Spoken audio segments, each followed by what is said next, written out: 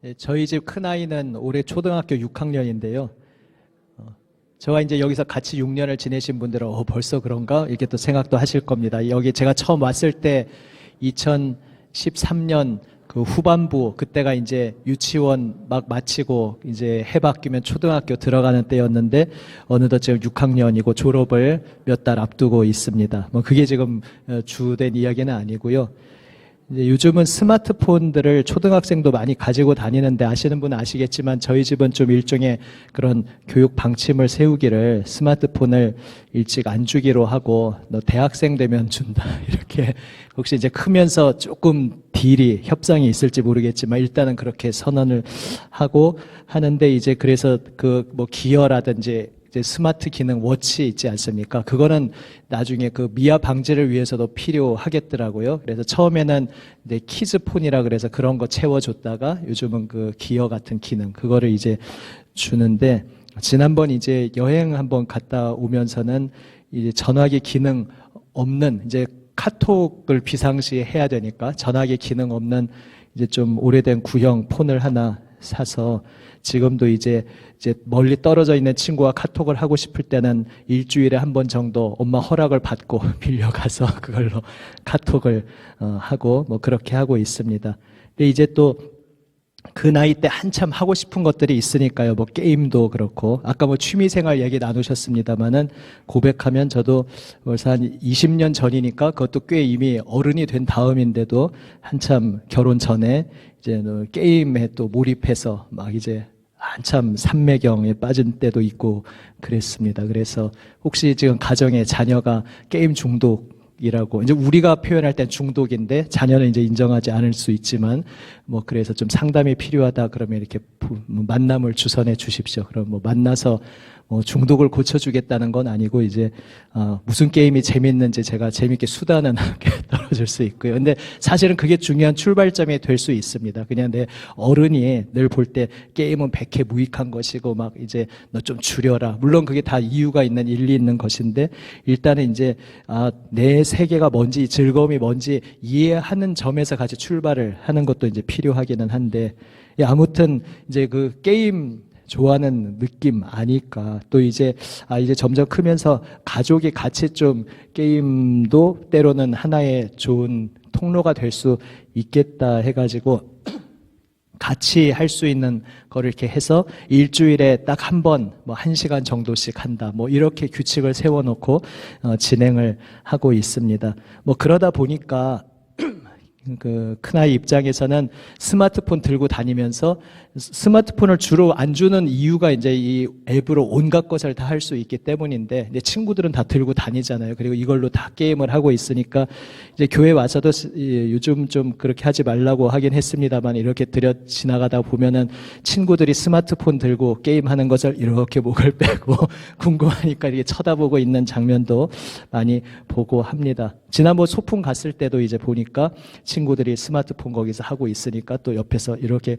보지만은 나중에 이제 자기 하는 말은 심심했다고 좀 같이 이렇게 이런저런 놀 저것도 없고 다 각자 자기 스마트폰 들고 게임하고 있으니까 자기가 할 게 없어서 심심했다 이런 이야기를 하면서 제가 이 교회 와서부터 고민을 했는데 벌써 저희 아이들한테도 해당되는 건데 어느새 6년이 훌쩍 지나가서 저희 아이한테도 미안하고 우리 온 교회에 자라나고 있는 자녀들에게도 미안한 주제가 하나가 놀이 문화의 부재에 대한 고민입니다.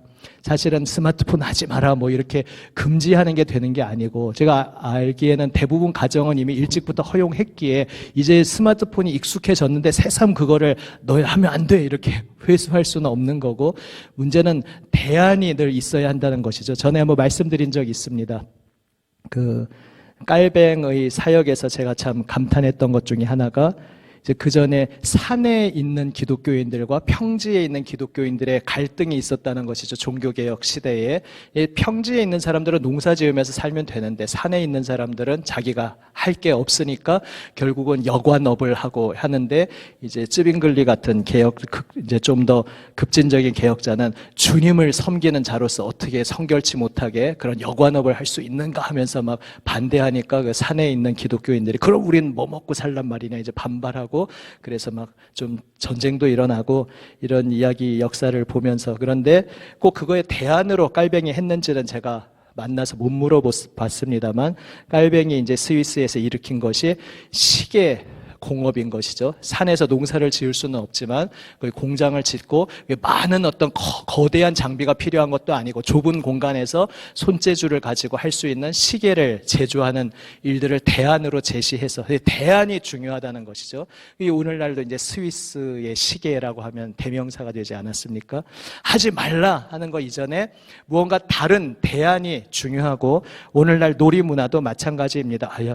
사실 어른들이 그냥 멀리서 보는 것처럼 스마트폰이 꼭 개인적이고 홀로만으로 들어가고 꼭 그런 것만은 아니에요. 보면은 요즘은 다 게임 자체도 네트워크이기 때문에 그 안에서 서로 교제가 있고 친교가 있는데 문제는 그게 정말 몸을 부대끼는 전통적인 의미에서의 교제에 의해서 누릴 수 있는 것들이 많이 배제되고 없어진 상태에서의 아주 편협한 이제 교제 사귐이 될 수 있기에 그런 부분에서는 이제 앞선 세대의 우려가 맞는 면도 있습니다. 그런데 그래서 무조건 금지하는 게 문제가 아니라 우리가 기독교 문화적으로도 계속 고민하고 개발해야 할 것이 우리 아이들이 정말 즐겁게 함께 어울리면서 주님의 그 가치관 안에서 함께 놀 수 있는 놀이 문화를 개발해 나가야 한다. 이것을 계속 마음의 숙제로 가지고 있고 그것뿐만 아니라 제가 여기 와서도 마음의 생각은 굴뚝 같은데 손을 대지 못하고 그래서 도대체 몇 년 동안 기다려야 됩니까? 같이 이제 일하시는 분들이 느끼시는 여러 가지 몇 가지 주제들이 있습니다.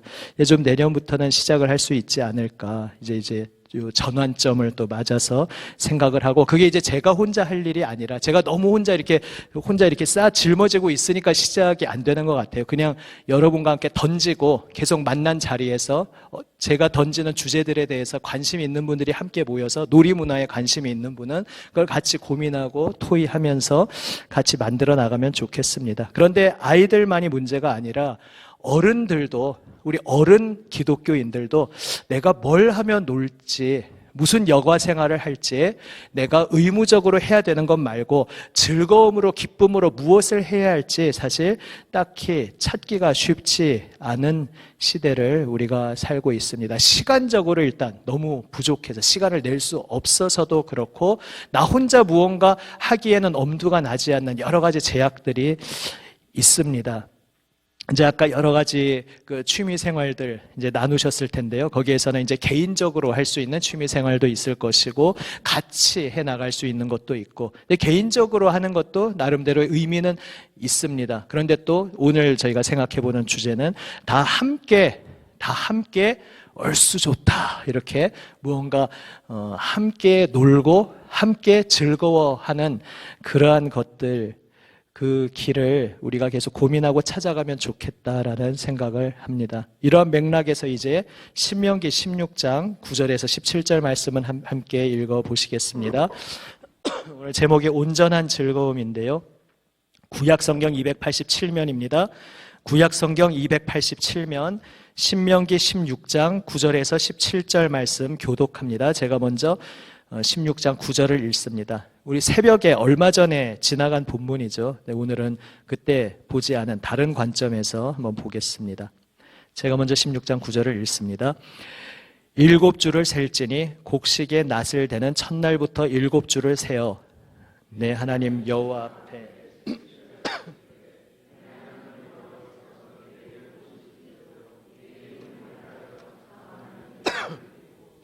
너와 내 자녀와 노비와 내 성중에 있는 레위인과 및 너희 중에 있는 객과 고아와 과부가 함께 내 하나님 여호와께서 자기의 이름을 두시려고 택하신 곳에서 내 하나님 여호와 앞에서 즐거워할지니라.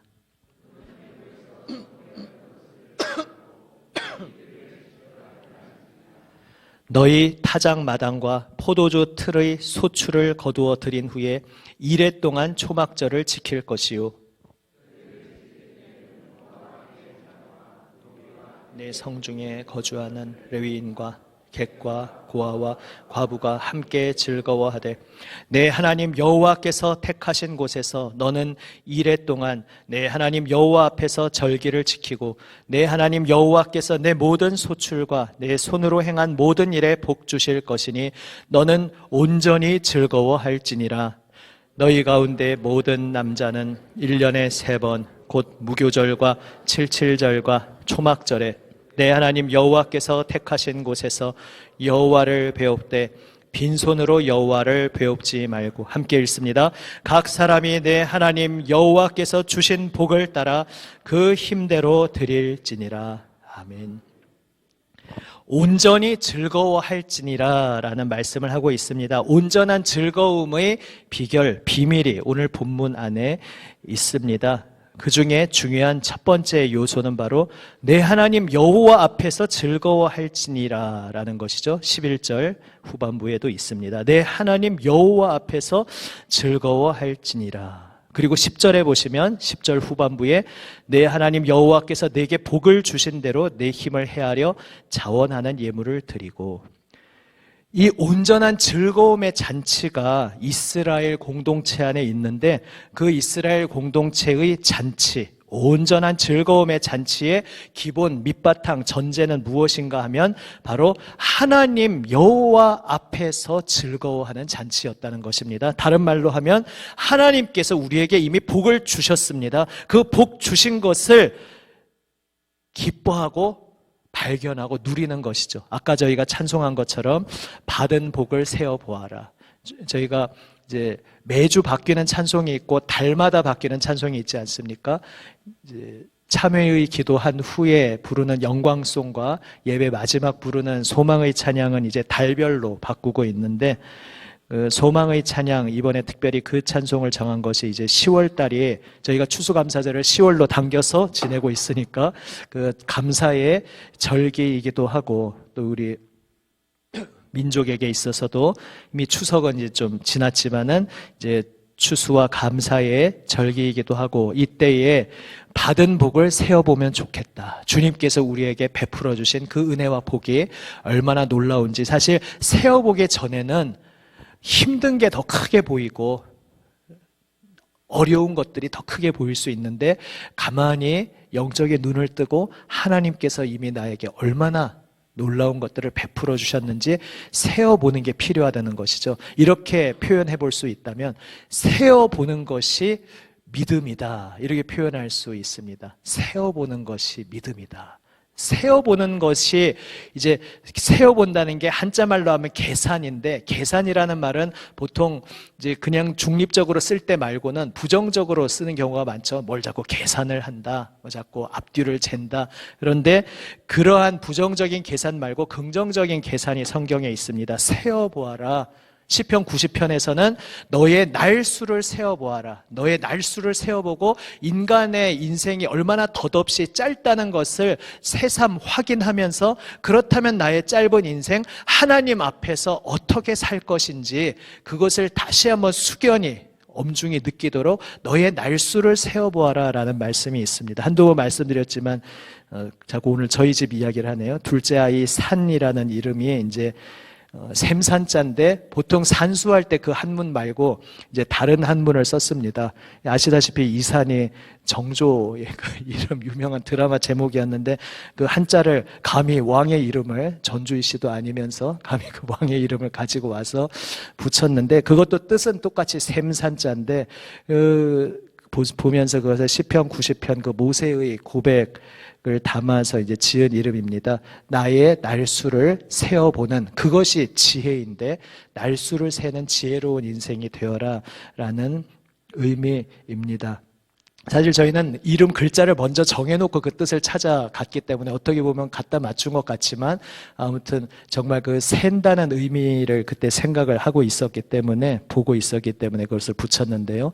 또 오늘 본문에서 세어보는 또 하나의 긍정적인 것이 있습니다. 복을 주신 것을 세어보라는 것이죠. 하나님이 나에게 베풀어 주신 그 복을 세어보고 얼마나 나에게 풍성한 놀라운 복을 주셨는지를 세어보고 다시 한번 주목해서 잘 보면 내가 얼마나 감사할 것밖에 없는 인생인지 새삼 발견하게 된다는 것입니다.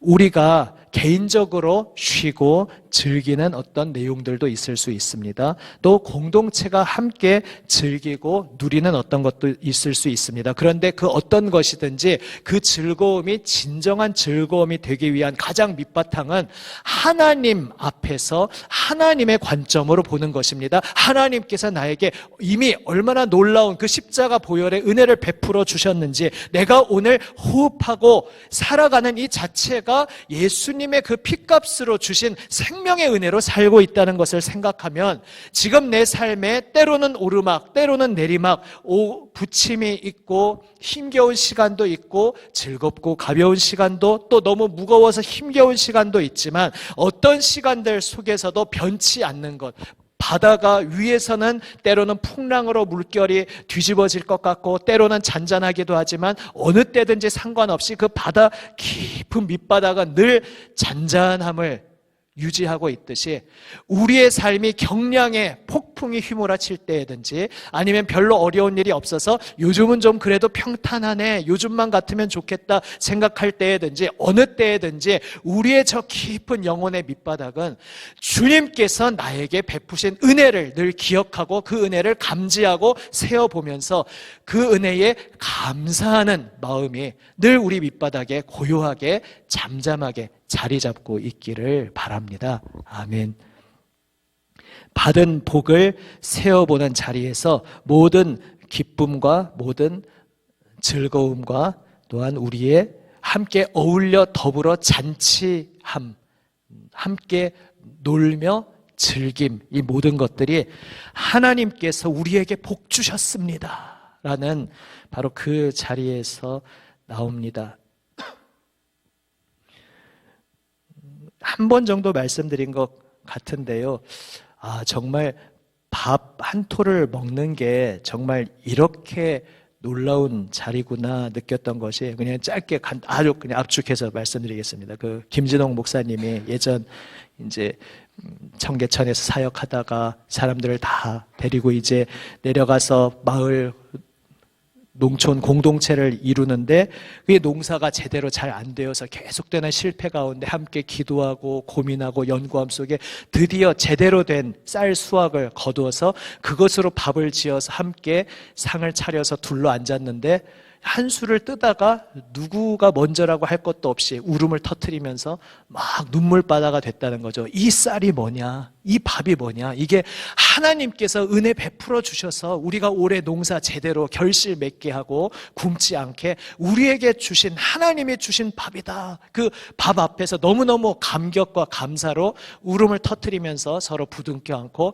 하나님 주신 이 밥 정말 기쁨으로 감사함으로 먹자, 이렇게 감격 속에 먹었던 그 일화가 참 가슴 깊이 남아 있습니다. 사실은 우리가 살아가면서 여러분 오늘 점심도 식사하셨고 혹시 아침은 드신 분도 있고 안 드신 분도 있겠지만 이제 요 근래에 밥을 놓고 그 흰 쌀 알을 보면서 감격의 눈물을 터뜨리시지는 않으셨겠죠, 그렇죠? 하지만 우리가 별 감흥이 없이 지나간 그 밥 한 그릇이 사실 이게 하나님의 선물이구나, 이게 하나님의 은혜구나, 내가 이 밥 한 그릇을 받아서 오늘 먹을 수 있는 이 자체가, 이 밥도 하나님이 주신 것이고 더 큰 그림으로 보면 내가 이 밥을 먹으며 생활하고 살아갈 수 있는, 비록 지금 병으로 힘든 분도 있을 수 있고 또 건강한 분도 있을 수 있지만 어쨌든 오늘 내가 이 밥 한 그릇을 받아서 살아갈 수 있는 것도 더 큰 그림으로 보면 바로 하나님 독생자 예수 그리스도께서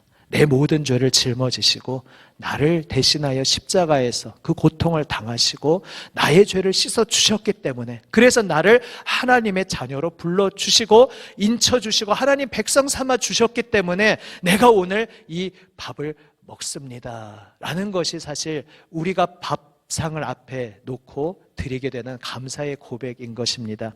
이제 식사 기도하다 보면 예전에 어떤 목사님이나 장로님 중에 우리 교회가 아니라 예전에 그런 독특한 기도를 한두 번 접한 경우가 있습니다. 기도하는데 보통 이 식사를 주셔서 감사합니다 하는데 하나님, 예를 들어서 소고기면 이 소의 희생을 그의 그래서 여기에 주어진 식물이면 식물, 동물이면 동물, 어떤 그 희생과 또 이 쌀을 짓기 위해서 수고와 농부들의 그 땀 흘린 수고와 이런 모든 감사의 제목들을 찾아서 기도를 하는데, 다만 이제 식사절에 기도가 너무 길어지면 안 되겠죠. 아무튼 그런 이제 기도하는 것을 인상적으로 들었는데, 그것도 참 귀한데 그것보다 더 근원적으로는 방금 말씀드린 대로 예수님이 우리를 위해 피 흘리셨기 때문에 오늘 제가 이 밥상을 받아서 또 밥 한 술을 뜰 수 있습니다 라고 고백할 수 있다면, 바로 거기에서부터 우리가 함께 어울려 기뻐하고 즐거워하는 삶을 시작할 수 있습니다. 또 하나가 안 볼래야 볼 수 없이 눈에 띄셨을 텐데요, 반복해서 말하고 있기 때문에 객과 고아와 과부, 또 자녀와 노비와 레위인, 그곳에서 자신의 경제적인 근거가 없는 사람들, 떠돌이, 여러 가지 어려운 형편에 있는 사람들, 또 자유인이나 매여 있는 존재나 누구를 막론하고 함께 기뻐하는 자리가 되어야 한다. 바로 거기에 온전한 즐거움이 있다 말씀하고 계십니다. 이 두 가지의 좋은 사례를 저는 이 교회에 와서 이미 보고 있습니다. 이를테면 지금 어느 선교회에서는 이제 우리가 이왕 모이는 건데 그래도 책이라도 한번 읽고 그 책 읽은 것에 대해서 같이 한번 나누면서 해보자 하는 것 속에서 우리의 모임이 그냥 만나도 같이 하나님 사랑 안에서 교제하는 것이지만, 무언가 좀 더 우리를 향하신 주님의 말씀을 좀 더 귀 기울여 보고 또 그것을 한번 교제를 나누자는 그러한 이제 사모하는 열심이 있는 것이죠. 바로 그러한 작은 실천이 하나님께서 우리에게 복 주신 것을 기억하는 바로 그러한 교제의 중요한 출발점인 것입니다. 또 두 번째 사례라면, 이를테면 저희가 명절 때나 이럴 때 어느 분이 그때 질문하시더라고요. 그래서 설명이 제대로 안 됐었구나 생각했는데, 아니 왜 이번 명절 때 교회에서 밥을 안 줍니까? 이제 약간 반농담으로 이제 물어보시고 했는데, 그게 이제 명절 기간, 연휴 기간에 어느 구역인가는 명절에 못 쉬시고 나와서 교회에서 식사 준비를 하셔야 되니까 그때만큼은 좀 다 각자 집에서도 어차피 바쁘실 텐데 교회에서 와서 식사 준비 이중으로 바쁘시지는 말라고 그때 식사 준비를 쉬게 하다 보니까 이제 주일에도 식사를 제공 못하게 되는 것이죠. 그것을 양해해 주시기를 바랍니다. 그런데 그러다 보니까 이제 그럴 때에 주일에 식사를 못하고 할 때에 또 어느 분이 이렇게 자원하셔서 같이 함께 모여서 식사하실 수 있도록 식사 대접을 한다든지, 또 그런 아름다운 모습들이 바로 오늘 이 말씀에서 우리 공동체 안에 다양한 여건에 있는 사람들이 함께 즐거워함을 실천하는 그러한 작지 않은 큰 그런 실천의 발걸음이라 생각이 됩니다. 이제 우리가 함께 자라가는 청소년이나 어린이, 청년뿐만 아니라 우리 어른들도 주님 안에서 어떻게 함께 즐거워할 것인지 문화를 함께 고민하고 개발해 나갈 텐데요. 어떠한 방향으로 우리가 함께 이야기를 나누든지 이 두 가지 중요한 방향성을 꼭 붙잡기를 원합니다. 우리가 살아가는 것, 오늘 숨쉬고 밥 한 그릇을 받는 것도 예수님이 나를 위해 피 흘리셨기 때문이고 하나님께서 나에게 복을 주셨기 때문에 바로 그 위에서 우리는 즐거워할 수 있습니다. 그 감격의 기쁨, 그러니까 무뎌지지 않고, 아까 오늘 예배 때, 2부 예배 때 장로님도 기도하셨지만은 우리의 굳은 살이 점점 떨어져 나가면서 마치 새 살처럼 부드러워지는 것이 참 중요한데, 우리가 마음의 굳은 살이 배겨지면은 밥 한 그릇을 받으면서도 그냥 당연히 내가 오늘 먹는 밥 한 그릇이지 이렇게 여길 수 있지만, 굳은 살이 제거되면서 우리의 마음이 주님 앞에서 부드러워지면 정말 작은 것 하나 속에서도 주님의 손길, 주님의 은혜를 발견하면서 늘 주님께 감사할 수 있는 그러한 삶을 살 수 있게 되는 것이고 바로 거기에 참된 즐거움과 기쁨이 있는 것이죠. 무슨